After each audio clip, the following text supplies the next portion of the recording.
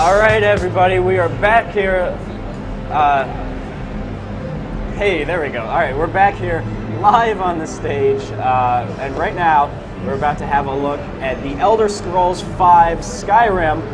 I'm not gonna lie to you, my personal most anticipated game of 2011, courtesy of Bethesda's Todd Howard. Todd, thanks a lot for dropping by. Hey, thanks for having me. Really appreciate it. So, you guys unveiled the game a couple months ago, and I know the Elder Scrolls series has some pretty rabid fans, myself included, not gonna lie. I'd put myself in that group as well. Excellent, always good. Tell me about what sort of reaction that you guys have been getting from fans of the series. I mean, I think people have waited for us to do another Elder Scrolls for a long time. Yeah. I think there's a benefit when you miss something, so you do get a bit of this nostalgia factor, whether you played Arena, Daggerfall, Morrowind, Oblivion. So our fans are the best. They really are. Really, really smart group of people who give us a lot of good feedback. And it's great finally being able to announce the game because we've been working on it for so long, right after Fallout 3. So, the last 3 years. Just doing a lot of stuff on engine development, a lot of new gameplay things. So, we're fans as well. This is the game we really want to play, and we're excited to get it out there for everybody. Yeah, so you actually brought by the game here. Let's go ahead and give us some commentary on what's going on here. Just a little sneak peek of, we're showing a 30-minute demo behind closed doors here at E3, and this is footage from that demo. And you're seeing the new engine. This is all 360 footage, unedited, like unmessed with, and with new animation system. And we just recorded it right out of the demo to show everybody the highlights. And so you can really play in third person this time. I like to play in first person. Yeah. But it does have a nice system in that the right trigger does your right hand, and the left trigger does your left hand. On the PC, those are the mouse buttons. And it is, you just play the game. You don't have to start the game and decide, I want to be a warrior, I want to be a wizard, or those kind of things. Just as you do things, you'll get better at them. So if you're using spells, you can put one of those in your left hand, you're going to get better at spells. If you're using a sword in your right hand, you're going to get better at that. And you can dual wield magic, you can dual wield weapons. What's cool is you put the same spell in both hands, you pull both triggers, you get a more powerful version of that spell. All right, and here we're taking a look at some of the rugged, snowy frontier of Skyrim, the new setting of the game. It's a lot more harsh terrain than Oblivion. It is. It's definitely a more rugged world. This is one of our dungeons up in this Nordic temple. We have over 150 handcrafted dungeons in the game. Wow. So we have a really big team of guys who have worked on these games for a long time, and we're just getting, I think we're really in our groove as far as doing a lot of content that works well together and is polished.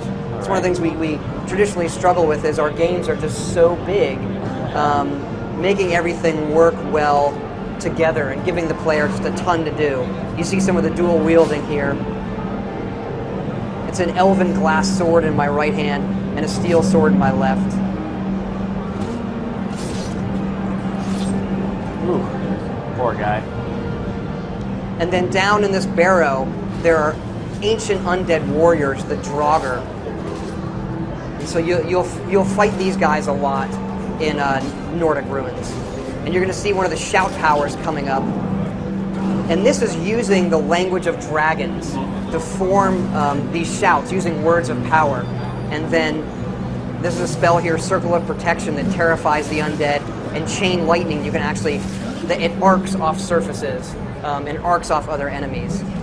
Now, your character is actually of the Dragonborn, right? He is Dragonborn. He is born with the soul of a dragon. We don't explain it any more than that, really. We don't want to get into that.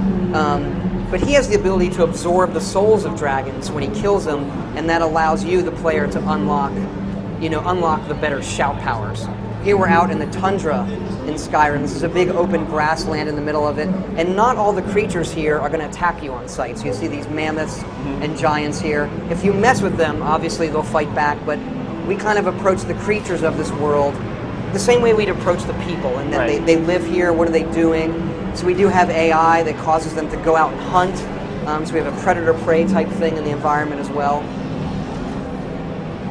And these guys are pretty tough.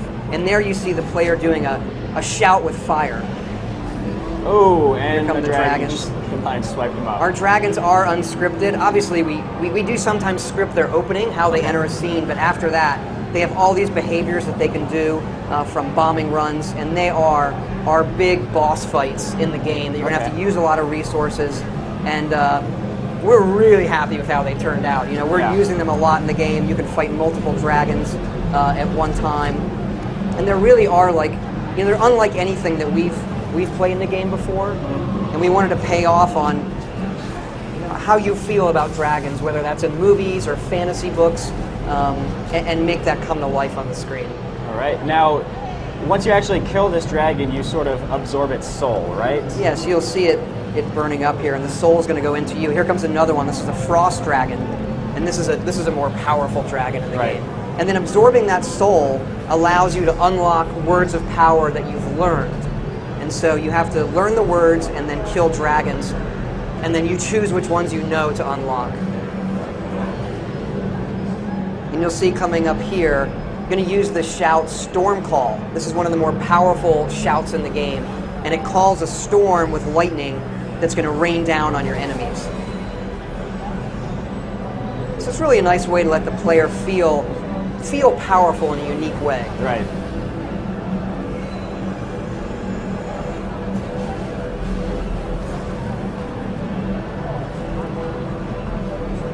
And then once the dragons get hurt enough, they actually can't fly. They'll either force themselves to land, sometimes they'll crash, and then that's the good time to go in for the kill.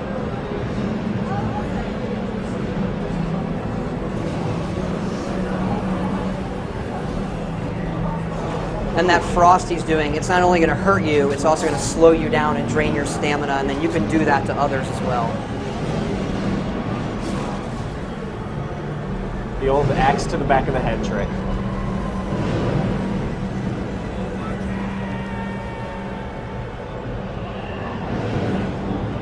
Yeah, so that's like, you know, a little behind-the-scenes sneak peek of what we're showing everybody here at E3, and cool. It's really, really fun to show the game off because it plays a little bit different each time when we do the demo. So. All right, we've actually got a few audience questions coming our way. If you don't mind answering some of those. Just a reminder, guys, that little submit a question module on the side of the page. You can just type in your question there, and I've got it right here on this laptop. The first one we've got, it's from a gentleman named Apex Man, whose location is supposedly Skyrim. He's wondering, can you fight while riding on your horse? You cannot. We were treating them like we did in Oblivion, so they're a means for getting around the world faster. And it's something we've messed with on and off, but we find it changes the basic gameplay of the game too much once you're able to fight on horseback, so we limit it just to riding around. Okay. Nikki from Bulgaria he'd like you to explain the character customization in terms of gender options and, you know, appearance and that sort of thing. We do have the 10 classic Elder Scrolls races. You can play a male or female. We do have a brand new face system that we've done. So this go around, you can really easily make some cool looking faces. You can add scars and war paint and all those kind of things. All right. Let's see. We're getting a lot of questions here. There's definitely a lot of interest in Skyrim, which is really no surprise. Jose from Honduras is wondering, actually that was a question for our last demo. Jose, you're a little bit late. Let's see, just a moment here. Chris from Ottawa is wondering about weapon customization, crafting, that sort of thing. We do have smithing, so there's a skill for making your own weapons, forging them, and you can also improve weapons that you've already found or made with smithing, and then there's an enchanting skill, so you can also take those and then make them magical. There's a lot of weapon customization in the game. All right, and you can do that with armor as well. Now, one of the other interesting things that you showed off when I saw the game about a month ago was this new interface, which we didn't really get a chance to see too much of in that demo there, but that was really impressive to me, the way you guys cleaned up this interface. It seems a lot easier to navigate through, because that's always one of the big sort of bugaboos with the role-playing genre. Yeah, I think when you do a role-playing game and you're collecting a lot of loot, you're looking at a lot of stats, it's something you spend a lot of time doing, even if you don't notice it. So we do spend a lot of time in the interface. We wanted to make it really visual, very tactile, to make even things like looking at your skills, to make that something fun. You know, just exploring visually the perk trees is a lot of fun in the game, and looking at all the items. So it's not just about finding, oh, I found a +1 sword of fire. You know, I think you know, it's nice to inspect those objects, and our team has done, I mean, an astounding job. It just amazes me all the detail they put in individual pieces of meat from every creature or fruit or roots that you pull up. So all of that world detail is what we go for. We enjoy all the little small things as well as the big things like dragons. All right, Todd, the game looks excellent. Thank you. For anybody out there who isn't in the know, can you remind them when the game is going to be out in stores?